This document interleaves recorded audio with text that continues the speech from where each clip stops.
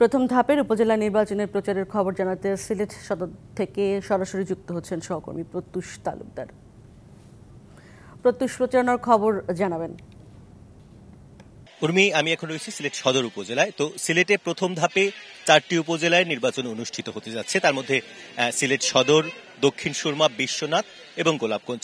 তো সবকিছু মিলিয়ে দেশ জুড়ে যে তীব্র গরম বা তাপপ্রবাহ চলছে তার চেয়ে কিছুটা ব্যতিক্রম এই সিলেটে, যে কারণে প্রচারণা সকাল থেকেই আসলে জমজমাট হয়ে উঠেছে।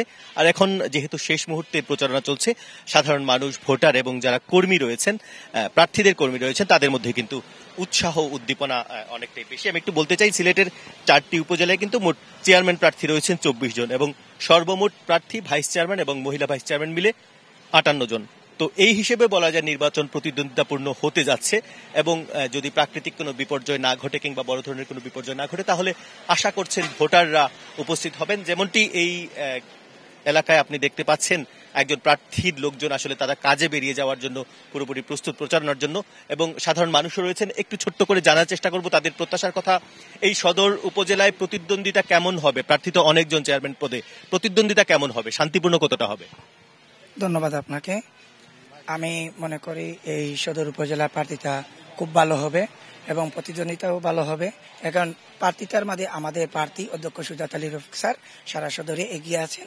ইনশাআল্লাহ আমাদের বিজয় সুনিশ্চিত হবে।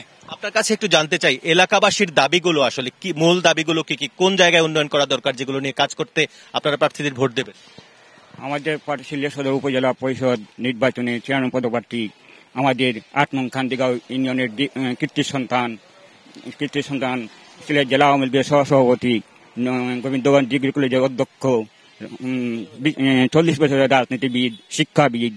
আমাদেরকে উনি প্রতিশ্রুতি দিয়েছেন সিলেট সদর উপজেলাকে একটি স্মার্ট উপজেলা পরিষদ, স্মার্ট উপজেলা আপনারা চাইছেন। তার পাশাপাশি আপনার কাছে জানতে চাইবো যে অবকাঠামোগত কি কি উন্নয়ন দরকার এই অঞ্চলে, যেটা প্রার্থীরা আপনাদের পক্ষে কাজ করবে?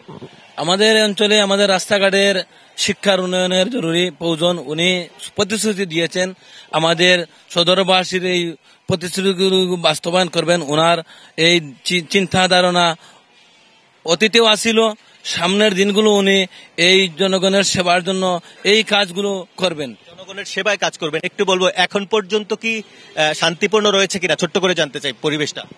জি, শান্তিপূর্ণ পরিবেশ এবং উৎসব মুখর নির্বাচন হবে। ধন্যবাদ আপনাকে। নিশ্চয়ই শুনছিলেন যে তাদের অনেক সাধারণ কর্মীদের পাশাপাশি সাধারণ নাগরিক যারা রয়েছে তাদের বেশ কিছু দাবি দেওয়া রয়েছে। এর পাশাপাশি পরিবেশ নিয়েও তারা বলছিলেন, এখন পর্যন্ত নির্বাচনী পরিবেশ শান্তিপূর্ণ রয়েছে। সবকিছু ঠিকঠাক করলে তারা আশা করছেন যে একটি প্রতিদ্বন্দ্বিতাপূর্ণ নির্বাচন আসলে ধন্যবাদ প্রত্যুষ তালুকদার, ধন্যবাদ আপনাকে।